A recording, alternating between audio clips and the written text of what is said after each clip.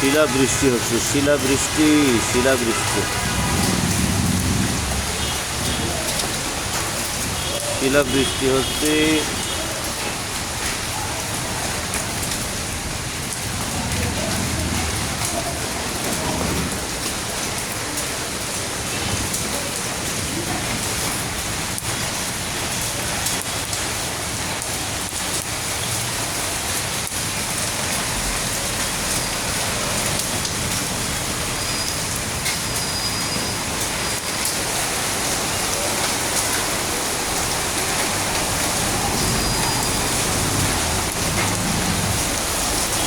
ঢাকা প্রচুর পরিমাণে শিলাবৃষ্টি হচ্ছে, প্রচুর পরিমাণে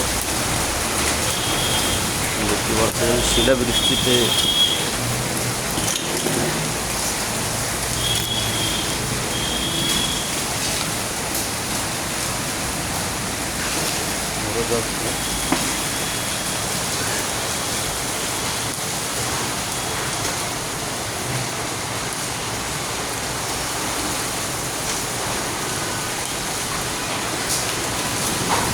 প্রচুর পরিমাণে শিলাবৃষ্টি এবং সেই সাথে রয়েছে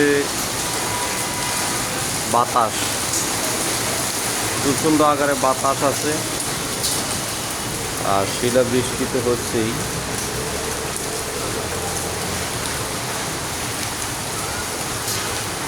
অনেক জেলাতেই দেখা গেছে যে বৃষ্টি, শিলাবৃষ্টি সহ হচ্ছে। শিলাবৃষ্টি হওয়ার কারণে একদম বরফের মতো আবহাওয়াগুলো ঠান্ডা হয়ে যাচ্ছে। তো শিলাবৃষ্টি কিছু কিছু কিছু শিলা দেখা যায় একটু বড় বড়, একটু বড় বড় শিলা কিছু কিছু দেখা যায়। তো আল্লাহ পাকের রহমত, অনেক দিন গরম থাকার পরে বৃষ্টি হচ্ছে। বৃষ্টির মাধ্যমে আবহাওয়া সম্পূর্ণ ঠান্ডা হয়ে যাচ্ছে, আল্লাহ পাকের রহমত।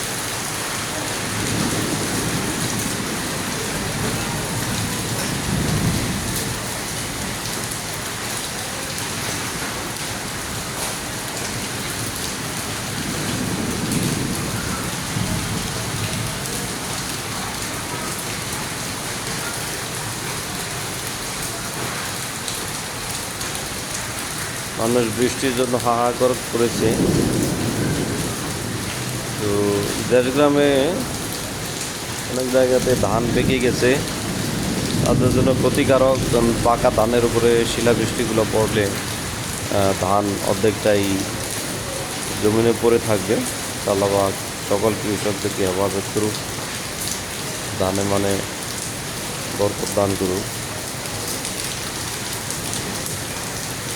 শিলাবৃষ্টির সময় ধান কাটার সিজন বর্তমানে অনেক জেলাতে। ধান কাটার সিজনে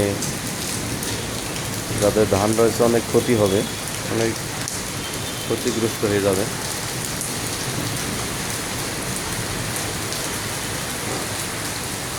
আল্লাহ পাকের রহমত অনেক দিন পরে আসছে। অনেক জেলাতেই শিলাবৃষ্টি দেখা গেছে। তো আজকে ঢাকাতে বৃষ্টি হচ্ছে। বৃষ্টির আগে কিছু বাতাস হয়েছে, ঘূর্ণিঝড়ের মতো কিছু বাতাস গেছে বৃষ্টির আগ মুহূর্তে। এরপরে হঠাৎ করে বৃষ্টি আসলো এবং সেই সাথে শিলাবৃষ্টি। তবে শিলাবৃষ্টিটা বৃষ্টির প্রথম থেকেই হয়েছিল, কিন্তু এখন আবার নেই। 2 মিনিট, 2 থেকে 3 মিনিট শিলাবৃষ্টিটা হয়েছে, প্রায় 2 মিনিট। 2 মিনিট শিলাবৃষ্টি হওয়ার পরে এরপরে শিলাটা কম দেখা যাচ্ছে, খুব সীমিত আকারে। সীমিত আকার হওয়ার কারণ হলো উপর থেকে যখন শিলাটা পড়ে, তখন যখন বৃষ্টির সাথে একত্রে পড়ে তখন ওই উপর থেকেই এটা গলে যায়, যার কারণে এটা বোঝা যায় না। তবে বৃষ্টির সাথে শিলা আছে, যে দেখা যাচ্ছে শিলা পড়তেছে।